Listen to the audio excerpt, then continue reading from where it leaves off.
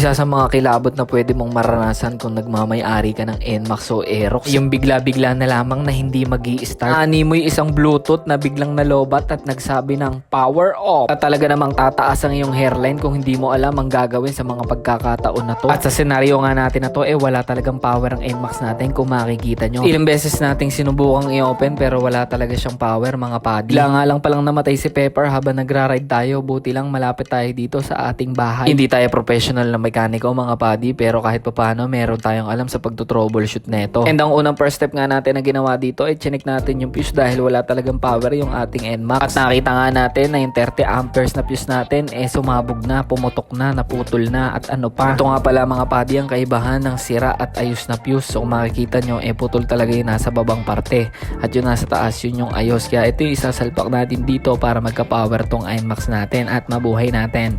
Let's go, check na rin natin lahat kung may putol para the best na the best talaga. And all good na, kaya try na natin yan. Yo, no?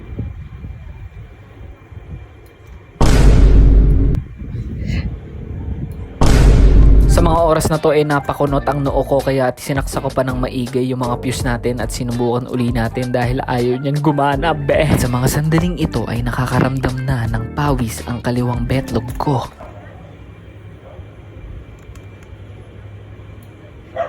At ang nagsindi nitong ilaw, walang iba, buwag shit. So yung mga padi, umilaw na yung check engine. And dyan, binaklas na natin yung sidings ng NMAX dahil chinek natin yung connection dun sa AdPro from stator. Hindi ko na alam paano gagawin dito. Kinalikalikot ko na pero ayaw niya pa rin umi-start. And feeling ko naglo-lose contact, grounded, o di ko alam, buwan na shit. Saya malakas yung hinala ko na dun to sa connection ng AdPro na ginawa natin, yung pinagawa natin dito. Kaya nagkakaganito, ang ganda-ganda ng mags ko. Tapos ay gumana ng motor ko. Shit, naanuhin ko yan, be.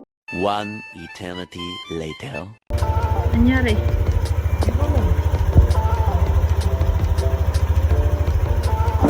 Nag-start Boss? Nag-start.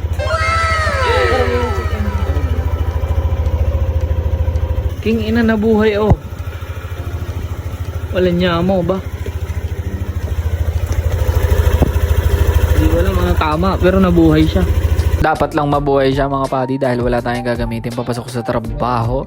So ginalaw-galaw lang natin yung connection dito sa AdPro kaya gumana siya. And pinabayaan lang natin ng 10 minutes tapos tinry kong i-start, gumana. Siyempre hindi natin matitiis na meron nakailaw dyan na kulay orange kaya pupunta tayo sa tropa at ipapabor natin yung check engine nito, mga padi.